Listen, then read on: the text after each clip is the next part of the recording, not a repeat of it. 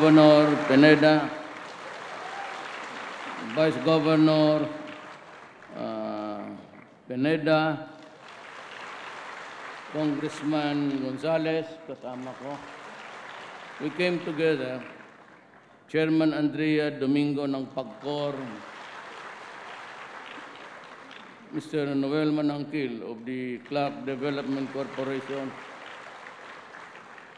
the officials and employees of the Clark Development Corporation and Clark International Airport. Mga nanay na nagmalasakit sa anak nila. Makasama ko sa gobyerno, mga kapatid ko. Noong panahon pa ni Presidente Arroyo, ako po'y napasali sa activity ng national government.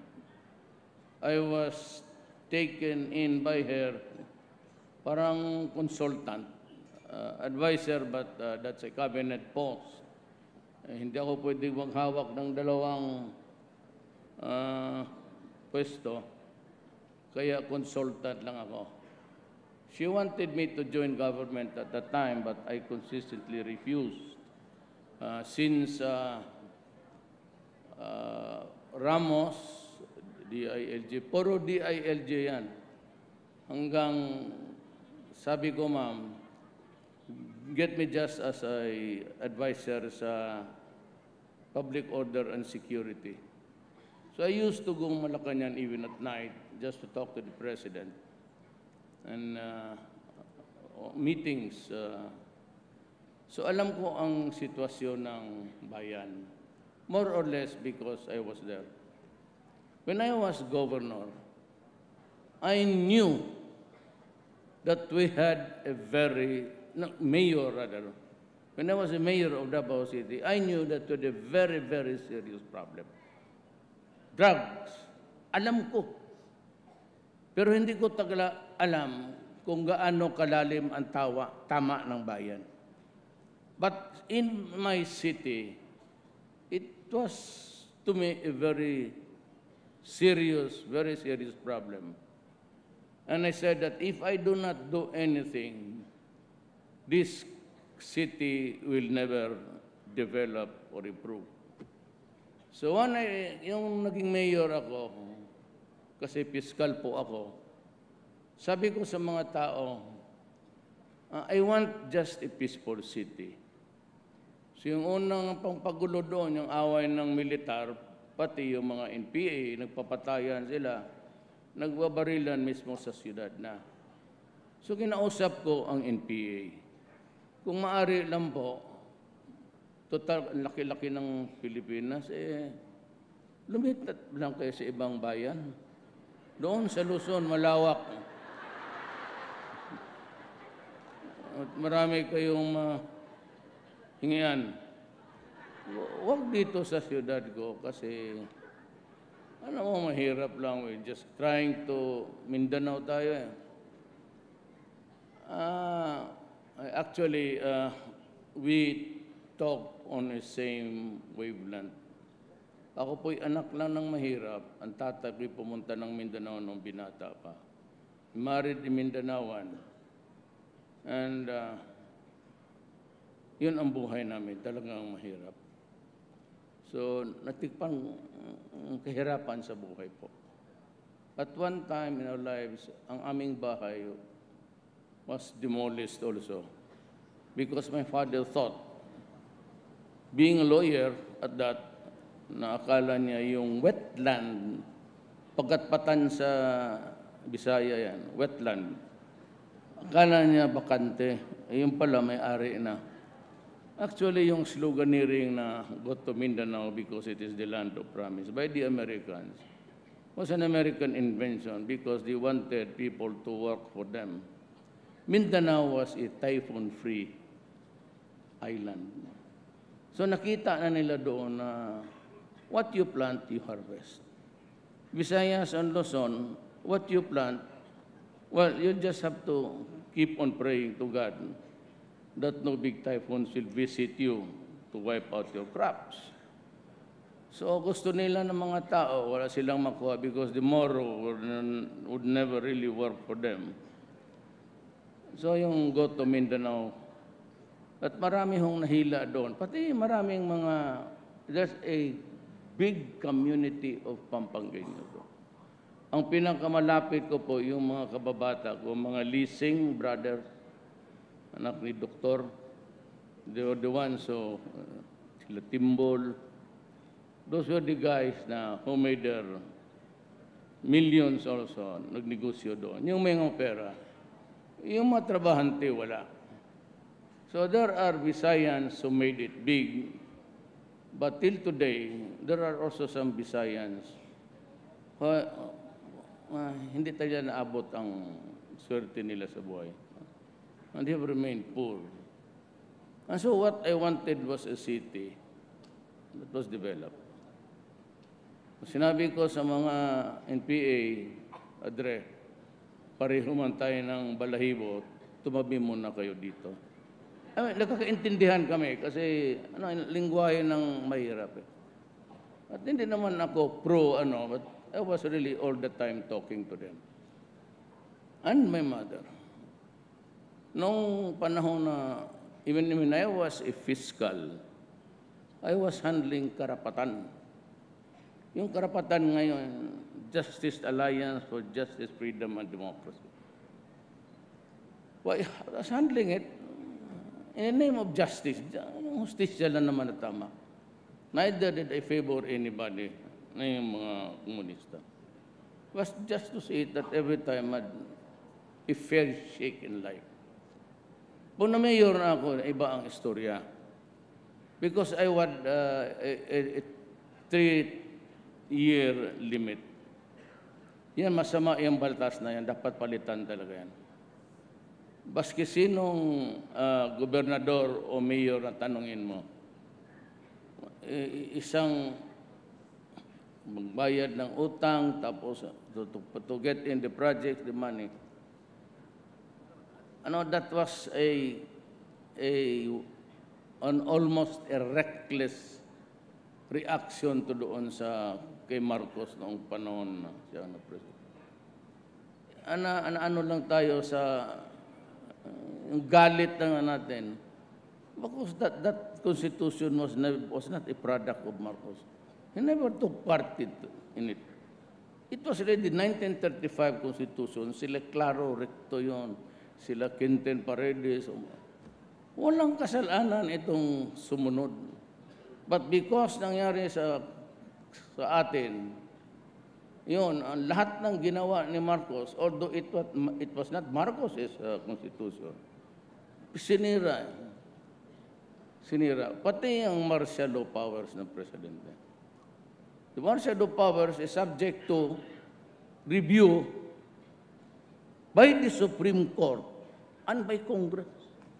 Kung mag-declare ako ng martial law at may invasion ngayon o gera, I cannot proceed on and on.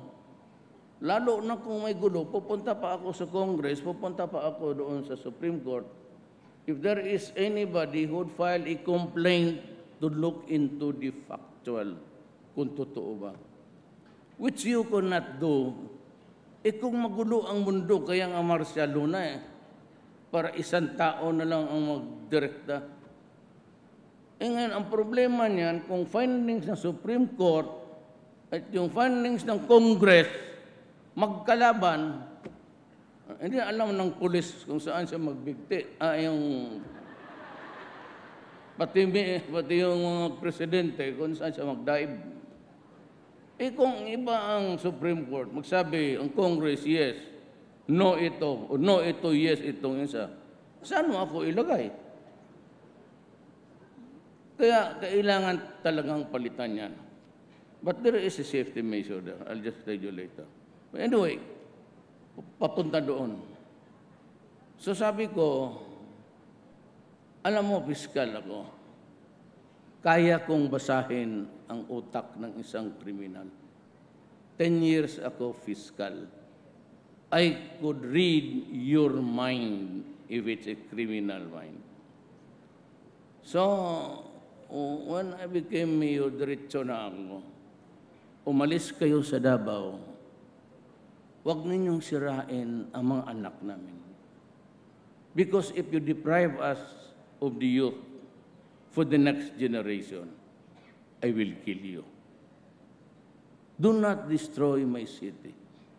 Because if there are no jobs, no businesses, ang private sector lang naman makabigay niyan. We are not an employing agency. Hindi namin kaya bigyan trabaho natin. Administrador lang kami. Hindi kami yung may negosyo na SM o Higokongwe o Maipal na we get employed. We just collect taxes to run government. That's about it. Ang gastusin namin, yung buwis na nakukolekta namin, which is really a very minimal amount compared. Yung mga mulina nila dyan na may mga negosyo sila, itong Clark Development yan. Diyan, ang taxes dyan, kukunin natin. Pero yung mga kita ng milyon-milyon, hindi atin yan. So that is really what happened. So sabi ko, umalis kayo. Pag hindi magpapatayan talaga ito dito. Pero yung droga, stricto talaga ako. Ay, hindi ko nasabihin sa inyo kung gaano kasi. But sinabi ko talaga, wag na wag. Wagwagin kita. Totoo lang. So,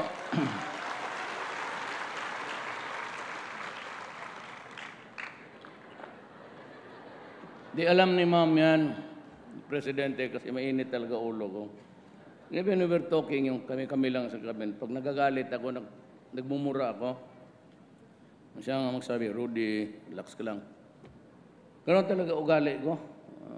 Walang hiya ba? Hindi naman kasi alam namin sa Mindanao kung ano yung hiya. Anyway, nung na-presidente ako, kung hindi ako naging presidente, sorry kayong lahat. Remember that I fired. Ito. Maswerte lang talaga. Fate has something to do with this, not me. Hindi ako hindi ko kaisipin manalo ako sa totoo lang. Totoo. Wala nga. Sino lang man ang nagsuporta? Well, of course, Pampanga was rooting for me. Baski sa mga survey, because kaalyado ako ng presidente. Alam ko, kaya wala ako masyadong. And si Governor Pineda assured me, sabi niya, tutulungan kita, hindi ko lang masabi kung lalamang ka dito o hindi. Pero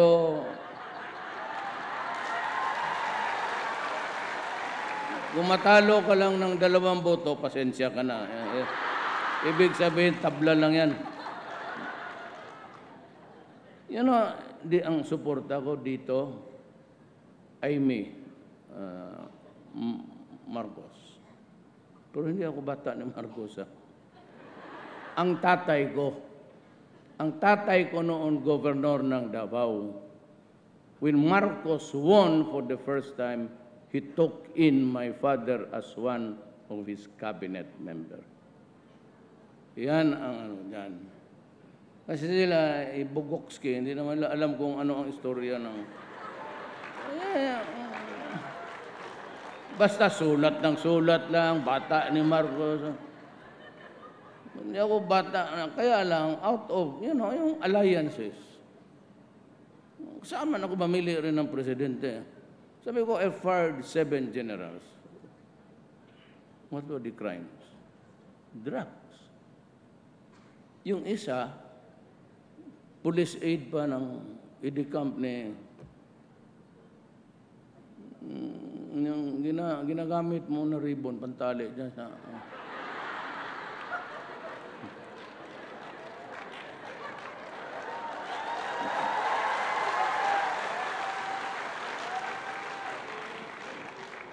Wala na. Ang yellow kasi sa Davao, ice. Di ba?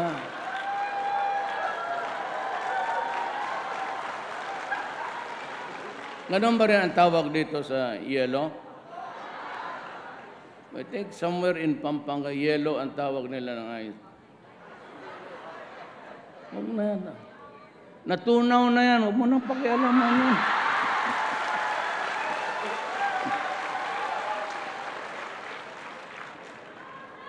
So, ang politika talaga dito, hindi party-party. But I never really expected. Ako, si Aimee, si Abet, ng Bataan, Marinduque, si Lord. Pero talo ako doon. Tapos, even in the home province of my father, wala akong leader na isa. Even in the hometown, Danao City, ang mga kalaban ko doon, mga Durano. They were porpo. Sa Mindanao, wala akong isang congressman, wala akong isang gobernador. And yet, I won. Nung nanalo ako this is connected with my story about drugs. Nung nanalo ako ng 6 million plus over the next guy, pumasok ako sa kwarto. Kakamatay lang na ng mga 2 years before. Sabi ko, Ma, yapong tao ng cemetery, doon ako nag-iyak. Ang doon naman sa yung pagod ko, yung lahat na, pagod, sama ng loob. Doon ko na binuho sa iyak ko. At sabi ko na, Ma, ano kayang ibig sabihin nito? Anong utos ng, this has to be destiny. Walang iba, destiny talaga. Ibig sabihin, utos ng Diyos. Sabi ko, may talagang pinapagawa ang Diyos sa iyo. So when I became president, yun lumabas. By the hundreds of thousands. Sa aking bilang ngayon, we are hitting 900,000 plus.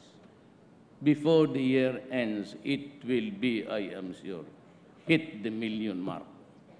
Now, yun yung akin. Itabi ko muna yung akin. During the time of General Santiago, si Piaz Yampedia, sabi niya, there are already 3 million drug addicts in this country. I was appalled nung nakita ko araw-araw nagsasurrender sa mga barangay hall, sa police. Mga bago to. Yung iba nagsabi na dati na sila, but minus those who admitted that they were already former addicts. Umabot na lang. So ito na lang, sabihin ko so. Minsan, ipag-away ako ng mga Amerikano. Kasi ito ngang patayan, sabi nila Duterte maghinto ka. Gano'n na style. But ito kasing, I don't know about, but tayo mga Orientals, Asians, huwag mong ilagay ang gano'n na salita. Yung parang patay gutom. Yung pagsabi, you do this, stop that, or you will not get the aid or assistance from us. Parang ganun ang salita. Hindi mo lang pagkagsabi, can we talk with you? At parang they reprimand me in public. Ang una, yung pang mga opisyal na walang ranggo, pataas na may ranggo, pati si Obama. Alam mo, pagka ganun, sabi nila pabalik-balik, wala tayong ibang why does Duterte keep on making tirades against the Americans? Because we are talking about drugs. Ang sabi ko sa kanila, huwag kang magsalita ng ganun na parang patay gutom kami dito sa Pilipinas kung hindi ka magbigay ng aid. Do not do that every time you reprimand me in public, which is really the worst. Yun nung mayor ako na binibira ko itong mga drug addicts. iniimbestiga na ako ng rapporteur. Tingnan mo yung kanya. I was already investigated by the rapporteur of the UN. Then si Dilima, yung asawa ni Samson,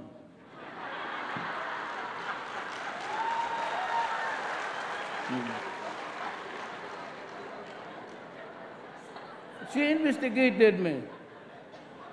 Then tapos ngayon sa Senate, siya, yung secretary na siya ng Justice. Then the Senate. Then the House. Tapos ngayon gusto akong imbestiga. Utang ina ba ito? Anong panangig mo sa akin, gago? Kaya sabi ko, may isa pa itong may bago. Ang problema kasi, sa puti, itong Amerikanong ulol, every 5 Americans siguro kasi, ang tatlo dyan idyoto, dalawa na ang tama ang utak. Bakit mo ako imbestigahin? For saying, when I was the president, stop drugs. Because if you are destroying my country, I will kill you. And if you deprive us of our youth for the next generation, yung mga anak ninyo, saan tayo kukuha ng Pilipino na tatakbo nitong bayan na ito kung puro gonggong na lahat? Remember, 4 million is 4 million. It's no joke. And they are spread all throughout the country. And we are already in narco-politic state. We did not realize it until I became the mayor. That there were already congressmen, governors, mayors, barangay captains, pati police, by the thousands. Gusto niyo makita? Bigay mo nga yung... I'll give you a visual para ma-picture ninyo kung ano tayo kahirap. At itong mga tumahimik, yung mga Amerikano,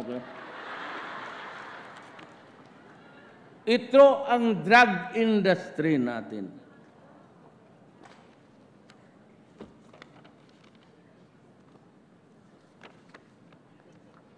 Yan, may mga picture. Yan si Luot, yung general. Katutang gago, ang putang. Mga general. Alam mo ang nandito, pangalan to lahat, every page. Every page yan. Puro pangalan yan. Ang karamihan, municipal mayors, pati barangay captains. So we are in narco-politic state. Ito ang industry. Nandyan yung mga pangalan.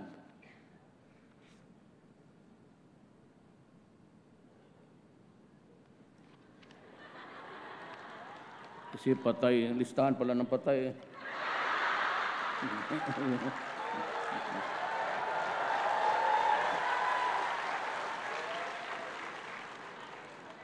Hindi ba na ako ang civil register? Kaya sabi ko, ito matindi ito. Narco-politics na tayo. Kung sunod eleksyon ganon, manalo sila. Kaya sabi ko sa mga congressman, huwag kayong magpatawag ng eleksyon. Ngayon, mananalo lahat yan. May pera eh. Kita ng rami noon. Maski na yung Congress, bigyan nila akong authority, patayin ko, maubusan ako ng bala pati panahon. Kaya yan ang problema natin ngayon. So that the people would know. Because if we sink to the dogs, alam na ninyo kung paano. It's not easy to be patayan nila, patayan. We cannot build a nation over the bones of our countrymen. But somebody somehow must solve that problem. Kaya yung kopya din ang binigay ko kay Speaker Alvarez, pati kay Senate President, Coco Pimentel. Sinabi ko sa kanila, hindi ko kaya. Pirmahan kami doon kanina ng budget natin, 3.7 trillion. Sabi na, Mayor, nandyan na yung budget mo. Sabi, hindi ko kaya, Adre. I mean, dadating ang panahon na sikmura mo, hindi mo naman sikmura, magsige ka ng patay niya. Pero yun, lumalaban yun. Ang nakakapagtaka ganito, mga human rights, bago ako naging presidente, tignan ninyo yung statistic. Grabe na ang patayan noon. Bumalik kayo 2 steps backward. Nandiyan pa yung mga newspaper, buhay pa. At nung presidente ko, I did not start operating against the drug syndicates or the drug industry for that matter. But marami ng patay. 6, 10, 20 a night. Hindi pa kami nag-umpisa. Hininood ko muna yung police. So who did the killings? Di sila. Naglilinis sila, nagki-cleansing sila. Pati yung mga big time, umalis na. Now they are operating, baski sino dyan malaman yung ulam. They're operating the drug industry from inside the prison. May jammers na nga. They still operate just like the cartels in South America. May libro dyan, kan iyon cartel, or the word is cartel. Yun. Paano ito? Na binabastos na tayo, and even the Secretary of Justice, siya na mismo ang nagdala. Tapos ang kapal-kapal pa ng muka, lahat na, walang isa nagsabi hindi totoo yan kundi siya. Believe talaga ako ni itong si biyuda ni Samson.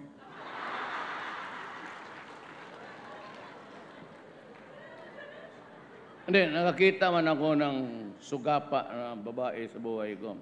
Pardon this slur. That's not intended for everybody.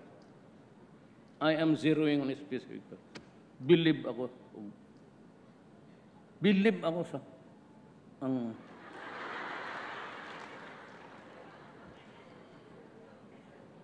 kumpleto pagka-artista kung nasa harap na nitong nung makakita ng may hormone. Sumisigaw, tumatawa, umiiyak. Tapos pagkahapon, punta doon sa mag-video, filming. Tapos balik doon sa Senate, yaw-yaw naman ang yaw-yaw. Pagkahapon, napurihin siya ng boyfriend niya, tana, mag-video na naman tayo. And by the way, yung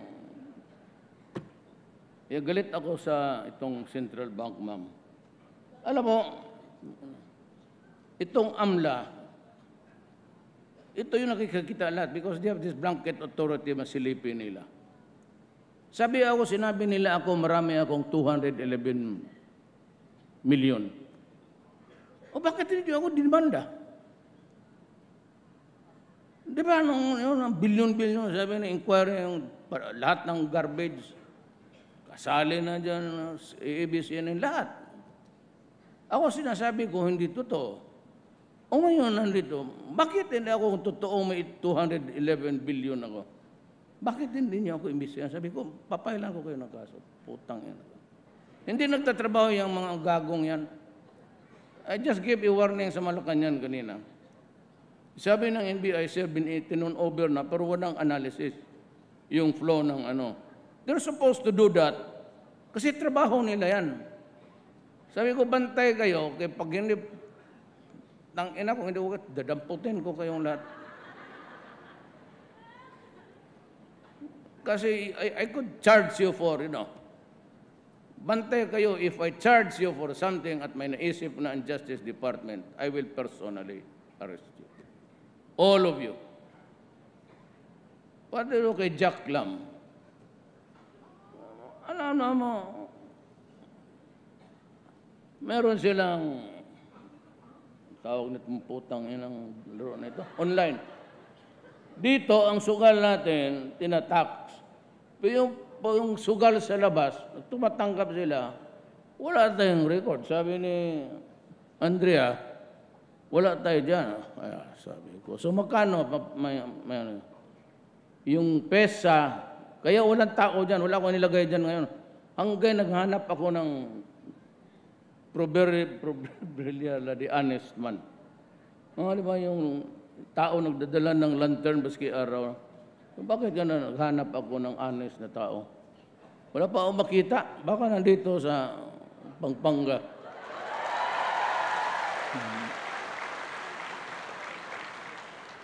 Ang estimated 300 billion. Hindi yan ang kita ng gobyerno.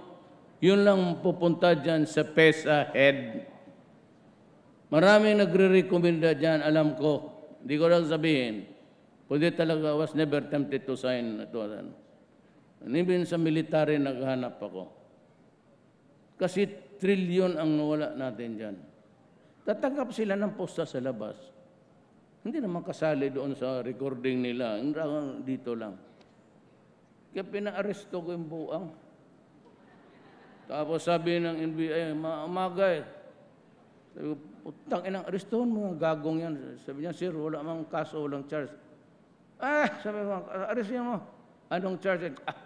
Ako na ang maghanap ng kaso. Dalhin mo muna dito yan.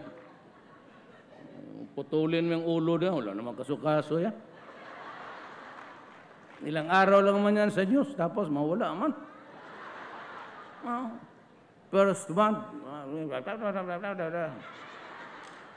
pagkatapos ng isang buwan, tatahimik rin yan. Kung kayong mga tagalabas, huwag ninyong lukuhin ng Pilipino kasi. So, gano'n. At sa itong sa droga. Alam mo ang droga? Sabi tayo, hingi tayo ng hingi sa Amerikano. Ito. I'll give you a computation. Drugs, 200 yan dito, di ba? Nagtatrabaho yan, may sweldo ng 12, yung iba 8. Per hit is 200,000. Kung trabahante yan, estudyante, whatever, ang isang hit is 200 times 6, that's 6,000 times 12, that is 18 billion a month. At times 6 rather, times 30, times 12, from 18 billion, that is 216,000 billion ang nawawala. Saan ang punta? Naliligo ng pera. Corrupt lahat kasi binibigyan. So sa ibang lugar, talagang gumagana. Puro bigay dito, bigay. Easily, they corrupted the entire Philippines. Kaya lahat ang mga mayors, pati lahat ng mga itong mga big time, naging milyonaryo. So yung iba, patay na, si Odicta, si Albuera. Ngayon, I'd like to mention, I think there is one United Nation official, human rights. Sabi niya, si Duterte daw, is a murderer and I should be charged for murder. Dapat daw akong kasuhan dito sa to. Sabi ko, this guy is either a joker or medyo sira ang ulo. There is no crime in my country which says I cannot threaten criminal. Sabihin kayo, pag pinakailam ninyo ang bayan ko, papatayin ko kayo. That is a legitimate statement. Pag sinabi ko, do not destroy the youth of the land, Because you will be destroyed. Kasi ako nang utos sa police pati military because of the enormous 3-4 million Filipinos. You think, pakisabi nga sino yung ulol na yun? Kindly tell him, it's just another stupider. Ang mahirap nitong United Nations, you guys, you are employed by an organ composed of nations, whose officials are elected by the people. Kayong mga official dyan, you and the officials sitting there on your asses, we pay you your salaries. You idiot, you do not tell me what to do. I am your employer. And do it to a nation. Who gave you the right to be, kulang kayo ng international law. Kami ang may contribution sa United Nations, kung hindi ba kayo tarantado, utang ina ka. At ako ang nagbabayad sa sweldo mo. Huwag kang magsalita diyan, kala mo empleyado mo ako. I am a member state, a sovereign state. Please shut up. Kasi yung utak ninyo diyan kulang.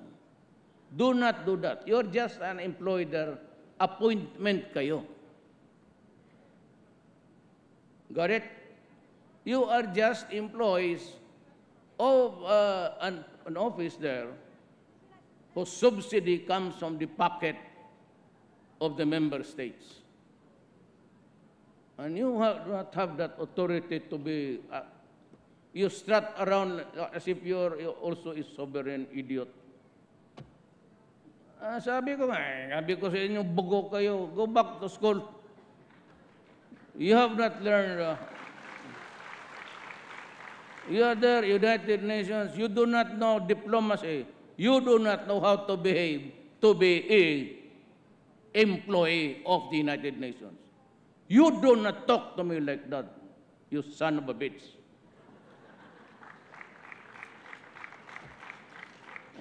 Magkapasan ng a bitch lang sa akin ang Pilipino kung hindi ako nagtatrabaho. So, good that I remembered. Send that copy to him. Tell him if he wants to come here today, sampalin kita, yawa ka. So, that's, yan ang gastos natin. 236,000 a month. That's 18 billion. Times 12 million. Ngayon, 14, idagdag ko mo niya. And the reason why I am mad is, sabihin nila, may namatay dito. Sabi ko nga, hindi kami nag-operate until after 2 months, marami nang patay. So who did the killing? And they are attributing those killings to us. Na parang Duterte or violation of human rights. Who said so? First, 3,000.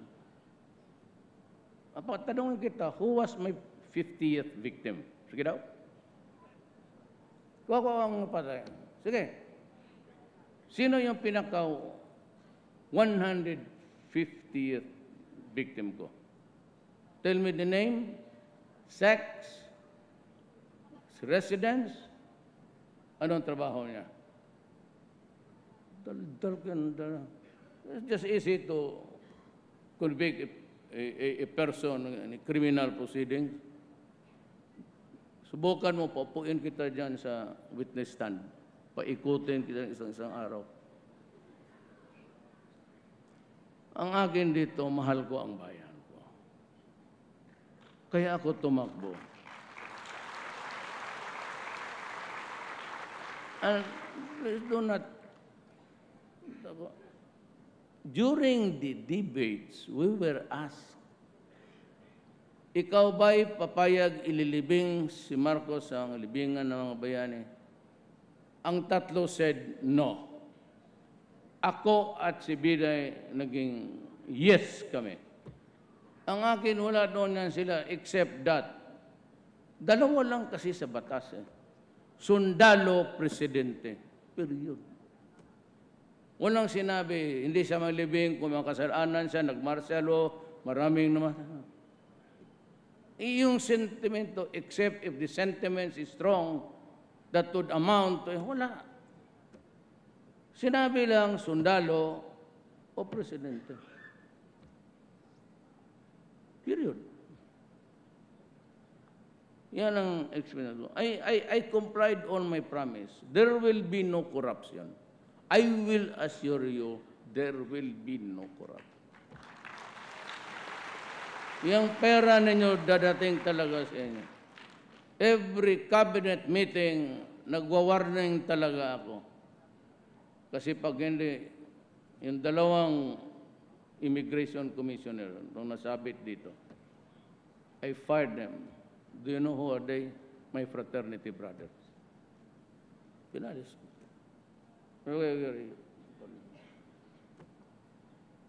Pag sinabi ko malinis, malinis. Tapos sabi ko, droga. That is a sacred covenant. You know, who's that guy from the United Nations? You idiot, you better hear this. If I make something, I proclaim during the elections, and that is accepted by the people by electing me, that is a sacred covenant. Whether you are there or not, you are nothing. I will comply with what I have promised to the people.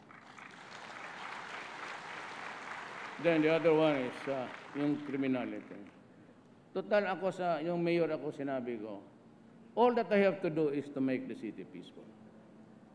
Yung economy, sila na yan marunong. Oh, look at Davao. Davao is hitting ang growth. It's 9. Ayaw ko lang magsungo. Ang sumunod, 7.6. Napunta kayong Davao. Tingnan ninyo ang Davao. Malinis. Pwede ka magpasyal baski saan gabi. Lang, pagkalaon na, tapos ng inuman.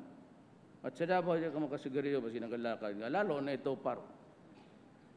Halos mabuang ang tao doon if you need effects. You know, nicotine is an addictive chemical. Kaya hinahanap-hanap ng tao, hindi mawala-wala. Until even at the cost of cancer, okay lang basta. Kahit hininto ko sa Davao, Davao walang smoking. Natuto na ang mga tao sa Davao. Kaya magarilyo ka, tapos ayaw ka maghinto, magsabi ka pa, hindi man pera ito ni Duterte. Ganon. Nalaga. Kainin mo yung sigarilyo mo. Sabi niya, Mayor,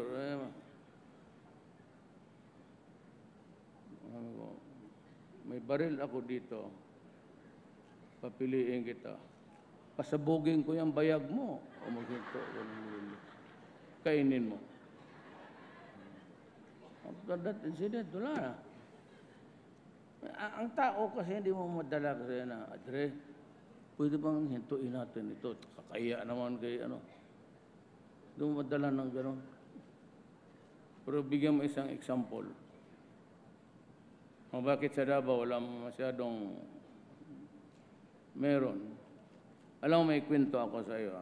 Pero yun yung kwento. Ito yung hinahabol ni De Lima. Isang araw, sabi kasi, what will you do if there is a drug laboratory in Davao? They will not go out of the city alive. That was a hypothetical question. 9,004 yun, ma'am. May naglaboratory nga, anak. Despite or in spite na ako yung mayor, nagsasabi na. Madalang sabi, nilusog ng mga polis, lumaban, patay. Sa galit ko, nilinya kong lahat ng patay. Diyan sa highway. Siguro marami na nagreklamo kasi ang traffic, kasi pag daan ng sakyan, manunood pa kung sino yung mga muka. ang traffic, may tumawag kay ma'am. Sabi niya, oh Rudy, bakit naman ganun karaming patay dyan? Bakit mo inaano dyan sa highway, magta-traffic? Kasi wala man makapagsabi sa akin. I think it was Doresa who pinait niya ako. Tinawagan ako ni President. Talagang dinisplay ko. 6. Kinuha yung katawan. Hindi ko binigay. What's a passport? What's a identity nito? Ang yawa na to. Binigay ko sa, yung katawan. Kaya yung mga bata, magpapatulong sa akin, magbili na, alam mo, ang Pilipino, mas pinakamahirap na sa lahat ng mahirap. Hindi talaga ipagbili yung patay. May tinawag ko ang Medical Foundation School para sa mga doktor. O ito, bigyan ko kayo. Ang ganda makato ito, isa lang buta sa ulo. Huwag mo na pakialaman yung utak, ito na lang ibang. Sige, praktisan. No, yan 5. Ay, 6. Yan, praktisan ng mga bata. Maligaya kayo. Sobra-sobra yung, dilawa lang hiningi nila. Binigyan ko sila ng 6.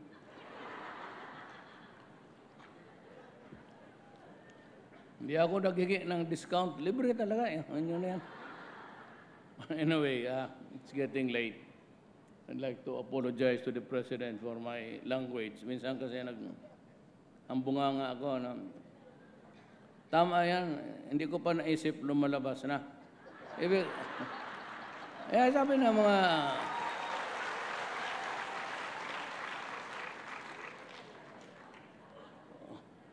Okay lang yan kung sa otak lang, sa bunganga. Pero yung hindi mo pa nakita, naisip, lumabas na. Problema yan. Yan ang putang na. Yan, ayaw ko na sakit. Premature. Premature baby. Maraming salamat po.